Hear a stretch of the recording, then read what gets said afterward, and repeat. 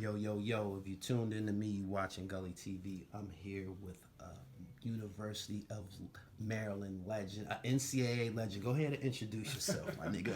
Got me all nervous and shit. I'm excited. Go ahead. How y'all doing, Gully TV? This is Lonny Baxter from the University of Maryland, 2002 National Championship team. I'm here with my man. About to kick it off, do a good interview. Who did y'all knock down for the national championship? Indiana. Who was on Indiana's squad back then? Jared Jeffries, I'm going to say Dane Fife. I can't remember all the players. They had a nice little mob. You know, they knocked off, a lot of talented teams to get to the championship. Did they put up a fight in the national championship? Yeah, it was a tough game. I mean, for us, I don't know if people remember. Right. But the year before, we lost to Duke in the Final Four in Minneapolis. Mm-hmm. Did that hurt losing to them, man? That game, I don't like to make any excuses, make anything. We felt like, we should have advanced, but, not everything's in your control. I mean, we were up 22 at half, and then, second half came, we lost, That was up 22 on them niggas? Up 22. Blue Devils had a way of getting around shit like that. Yeah, I don't like to point no fingers or make any excuses, but we didn't win. And, that left a bad taste in our mouths that year. And, we were just determined to get back on that stage again. Right. And, play for a national championship. It was that or bust for us. So, I mean, that championship run was fueled by losing to Duke in 2001, NCAA Final Four. Tell me your earliest recollection of falling in love with basketball, because based on your size, you probably had a football background too. Played a little football before? Nah, that's serious? I never played football. When I transferred from Richard Montgomery in Maryland to Anacostia, Coach Willie Stewart was always trying to get me to play tight end. He was like, man, you'd be a great tight end. Natural. You have great hands, but our basketball coach at the time, Thomas Hargrove, was like, going no, for it. He's playing basketball only. Right. And, that's just always been my first love. Tell me what it was like, making your name out here in the DMV. This area has a rich history for basketball players. We just named a few: Prime Objective, Baby Shaq, DeMar Johnson, Mike Gill, Kurt Troublesmith, Charles Smith, Baby Shaq, Pep, Greg Jones. We can go on, Melvin Middleton. We can go on and on and on. But how did you go about establishing your name with all of that talent out here? Just the love of the game, just wanting to play and compete and, show everybody what you can do. I transferred from a Maryland school to a DC school, and, back then, that was unheard of. Okay. It's like coming to, from Montgomery County to Southeast to play for Anacostia. I had to hold my own, prove myself that I could hang with, the city boys. Right. And, I just came out, just wanted to dunk on everybody. Back then, I just loved to dunk. It was like, I felt like if I had like 2 or 3 dunks a game, right? How many points or rebounds I had, right? I was happy, But like I say, coming, to Anacostia, that's what really made me a man, competing in the city, against the Spingons, right? The H.D. Woodsons, Cardozas. My man Sheik Pearson, he was, when I was in high school, he was probably the best player I ever seen. Real, legend in this area. Did he make it anywhere? No, she played football and basketball. And I can't remember, I think he had a trial with the Clippers or something back then, like in, I want to say in the late 90s. But he was one of those talents, man, that could just do it all. Right. It seems like making it in professional sports is it has a lot to do with timing and opportunity, because I've seen some killers that didn't even get a shot and shit. Yeah, it does. It takes a little bit of, timing, like you said. You got to be in the right situation. I don't, like I was telling you before, when I was being recruited by Maryland, they weren't heavy on me. I always wanted to go there, but it just worked out so perfectly because they were recruiting a friend of mine, Kevin Ladd, at the time. Okay. And he signed with Temple because he didn't think he was going to get his SAT score and he could prop 48 at Temple. Okay. And the crazy thing was he did end up getting the score, but he committed at Temple early. And when he committed at Temple, Maryland was like, okay, we're going to sign Baxter. And that's how that happened. If Baltimore and DC had an all-star game, with the greats from both cities, who will win in your opinion? I'm always gonna say DC. You know, I mean, I'm from Maryland, but you know, I'm from the DC side of Maryland. You know, Right. people, you know, DC people don't like to say the DMV, but Yeah. you know, Right. I'm from Silver Spring, Maryland, but I would always say DC because you know this is where I came up. You know, this is my homies who I played with, who I balled with. I mean, but Baltimore, you know, they have some legends, you know, of their own that you know guys that aren't to be, you know, played with. You know, I mean, Carmelo Anthony's. Keith Booth's, Yeah. Juan Dixon's. I mean, there's so many guys. Rest in peace, my man P. Shitty. Used to come to the Berry Farms, you know, from Baltimore and Right. flat out do it, you know, against talents like Kevin Durant. Anybody you throw out there, I'm like, he was. You know Melo? We've talked a few times, you know, I don't. How did it make you feel when they gave him another shot? I was happy to see him, you know. I mean, just so much he's done for the game. NCAA champion, you know, gold medalist, how many times? 2, 3 times? Yeah. You know, I mean, he's a Hall of Famer. And, you know, for him, I know it was, you know, frustrating for him to be away from the game for so long. But he's doing his thing in Portland, and it looked like it's going to be a good fit for him, you know. I can't wait to see, you know, what the second half of the season brings for him. But I'm just happy that he's back, you know, on the NBA court because he's such a great talent, such a great scorer. Definitely a Hall of Famer. Right. Georgetown has a rich history for having big men. How did John Thompson feel about you choosing Maryland over the Hoyas? I definitely consider going to Georgetown because it's definitely in the area. I wanted to stay home. Right. At the time, Georgetown had so many guys at my position. I was like, Who was over there? Ruben Boonje. Boucher, okay. They had so many guys I can't even remember. They had like 4 7-footers at the time. And, you know, I mean, I'm a center. Like I'm 6'8". I'm a small center, but Right. I knew I was gonna play center. You know, that's just my natural position. And they just had so many guys. It was like, man, I just want to go to Maryland because I mean that was always my first choice to go to Maryland. But I did really consider going to Georgetown. You know. Talked to Coach Thompson a lot, you know. Was you recruited? Mentor. Recruiting visit? Yeah, of course. I went, you know. Talked to Coach Thompson. Like I said, they just had so many guys at the time. Right. And I was just so stuck on going to the University of Maryland, you know, being from Maryland, just wanting to play for my home state. I mean, that's all that was. Explain to me that feeling when they start playing that song, that one shining moment at the end of the NCAA tournament. You know you arrive when you hear that song. Man, tell me what that's like. Oh man, the tournament is such a great feeling. I mean, I remember my first time in 1999. Just going, you know, hearing the band play. I mean, there's just so much excitement. You know, so many fans from all over. I mean, even the team you playing, you know, they're bringing their fans, and you might be playing at a neutral spot, and the energy was just so, it's just so live. You know, the NCAA tournament. I mean, nothing can match that excitement. Right. What was it like playing with Stevie Franchise your freshman year? Steve Franchise, you know, it's like he blew up overnight He out did, of nowhere. kind of, yeah. And, you know, I've known him since high school, and to see, you know, somebody just go from the level he went to take it up that notch. From JUCO to D1 and From just high crazy. school, like, I don't even think he was playing his senior year, you know. Then he went to JUCO, and everybody was Steve Francis. You just hear his name around the city, and he would come home in the summer playing tournaments. Mm-hmm. You know, dunk on everybody, and He was jumping always a out the dunker? gym. Always man. flying? Yeah, he was just so athletic, and you know, he just really made a name for himself. You know, and it was just so amazing to see somebody that you know that I knew just come up like that. Like I say, the way he went from not even playing high school to JUCO Player of the Year to the number 2 draft pick. I mean, it was just amazing to watch that.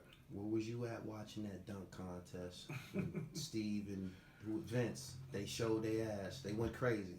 If I remember correctly, I think we had a game I was still in Maryland, but we were watching it in a hotel room because I think we were on an away game, and I want to say we were in UNC or somewhere. I can't remember where we were at, but we were watching it as a team, you know, supporting him, hoping he won, but he went up against a great Vince Carter, you know, one of my teammates that I played with in Toronto. Just like they call him half man, half amazing. Yeah. It was unfortunate that he had him in the finals of the dunk contest. One of the greatest dunkers of all time. Steve held his own though. I mean, he did. You know, I mean, he had some impressive dunks, but I mean, Vince Carter probably the best dunker of all time. You know. How many teams did you play for in the NBA? I bounced around from Chicago, Toronto. I think I played for a total of 6 teams in 3 years. Who drafted you? Chicago Bulls. Mm-hmm. Who was there when you got there? I was drafted with Roger Mason and Jay Williams. When I got there, Jalen Rose was there, Eddie Curry, Tyson Chandler, Marcus Pfizer, Eddie Robinson, you Jamal had that Crawford. work in practice. Oh man, yeah, It's a lot of bodies. Yeah, we had. I played with some great players. You know, some really amazing. What you talents. was doing with Eddie Curry? Y'all about the same size. What you was doing with Eddie Curry's a little taller than me. He's a big body. Right. Yeah, we went at it a lot of practice. You know, Tyson Chandler. You know, all the bigs we had. You know, that team you had to battle. You kind of like a tweener, right? Yeah, as far as a big man is concerned. Of course, you know, like I say, my natural position is the center, but I'm a small center, so you know, I always had to, you know, fight for mine. You know, prove myself. Just being smaller than everybody, I just used my body the best I could, my quickness and everything, and that's what got me by. What you think about the game now? Guys your size played on the blocks conventionally played on the blocks. Now you give him up for your size of the ball. He turn around, face up. He might shoot a 3. Yeah, there's definitely a lot of stretch 4s and 5s out there now. Right. There's no real power players, you know. Like I grew up watching the Barkleys, the Karl Malones, the Patrick Ewing, Larry Johnson. Yeah, it's all 3-pointers now, and you know, stretch 3, 4s and 5s. I mean, that's just what the game has transitioned to. I think it's become, you know, more of a universal. You see more Europeans come over because when I first started playing in Europe, I noticed how like every position 4, 5, 3 can all shoot 3s. Right. And then you just gradually started seeing, you know, guys from Europe come over to the NBA, and I think it's transitioned to a more of a global game with a 3-ball. That's just how the game is played. Did you attempt a 3 in college? I don't think I ever attempted a 3 in college. Coach put you on the bench for some shit like that. Huh? That was just never my game. I was never a great shooter. Like I was a physical guy. You know, get you down low, use my body, beat you up. You know, jump hooks. Yeah. Stuff that I knew that was my game, you know. But like I say, people don't play like that anymore. So like today's game, like if I was playing in this era, it would be like a lost art. Was Chris Wilcox taller than you? Yeah, Chris Wilcox is about 6'10". And you played the 5? Yeah, I played the 5 and he played the 4. Hell of a 1-2 punch. Yeah, Chris was so athletic. I mean, he was that good his freshman year, but I think Coach Williams knew if he gave him a lot of playing time, he would be a one and done, and he wanted to keep him. I swear, like he always said that. Like, you know, Wilcox is doing this thing, man. So I mean, his talent and you know his athletic ability, everything he could do on the court, you know. I mean, Coach Williams, he was smart. You know, he saved him for that his sophomore year, you know, which we won the championship, and then Chris went out a lottery pick, so it all worked out. Yeah. If you could go back to you know the inception of you being drafted to the NBA, would you have made some different decisions or some different choices? Definitely I would. You know, I mean, unfortunately we can't go back. You know, we all got to live with, you know, the decisions we make. But I think when I came out, when I was drafted, I wish I would go back and take, you know, life, everything more seriously. You know, I was a little immature, you know, back then. Right. I wasn't really, what's the word I'm looking for? I was immature and I was a little bullheaded at times, you know. I wish I had a little bit more discipline back then, but, you know, after winning the Ncaa championship, you know, like I say, for the state of Maryland, you know, after that, I thought, you know, life was made after that. You know, you win the Ncaa championship in your hometown, like, and, you know, I mean, I definitely made some decisions that, you know, I wish I could take back, but, I mean, unfortunately, you have to live with, you know, with the decisions you make and just, you know, learn from it and move forward. Right. What's your relationship like with Coach Williams? Oh, Coach Williams, is a great relationship. I saw him, you know, some months back. Brian Mitchell had a celebrity golf tournament, And, you know, Coach was out there golfing, and every time we see each other, it's all love. You know, people interview us. They want to know, you know, what was it like, you know, making our run. Right. And, you know, Coach was, I mean, he really got us, you know, ready to play. He did so much with so little talent. I wouldn't say little talent, but we were never, you know, high-profile players. We didn't have any McDonald's All-Americans on our team. Juan wasn't a McDonald's All. None of y'all was. None of us were. Damn. So I mean, we were just raw talent, people who were hungry, who wanted to win, and Coach just really got the most out of us every game, every season. Every season you saw us get better and better. That has to be rare that y'all won a national championship without any McDonald's All-Americans. Is that like an isolated incident? I ain't never heard of no shit like that. I think it is. You know, I mean, like I say, we were all underdogs. You know, none of us were really highly recruited like that. But just to come out, and like I say, Coach got the best out of us every game, every year. You could see us, you know, gradually getting better and better until we got to a national championship. So, I mean, for me, it was mission accomplished. You know, that's what you go for, to win an NCAA championship, you know, on that level. And like I say, he was just a great motivator. You know, even, you know, teams that, you know, weren't as good as us, you know, he got the most out of his team always. Right. Was there ever any concerns about conditioning when you got to the NBA? Was they cool with you being a big body? Like I say, when I was young, I wish I had more discipline, because, you know, like I say, I was always a heavy person, and I didn't really know how to diet. I was always a hard worker. Right.